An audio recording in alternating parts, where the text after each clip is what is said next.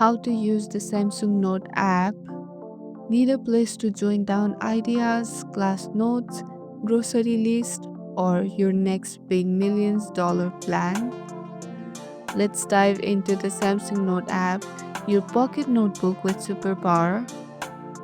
Find the Samsung Note app on your home screen or drawer app. Can't find it? Search Samsung Notes. Tap to open. It's clean, simple, and ready to go.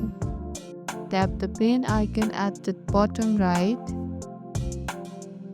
You get keyboard typing, S Pen, or drawing if supported, voice memos, checklist. Use the toolbar above the keyboard to change text size or color. Bold, underline, highlights. Add bullets. Insert images. And boom, you are now a Samsung Note Ninja. Organize, sync, and note ready anytime. Like if you learned something new. If you have any question, drop it in the comment below.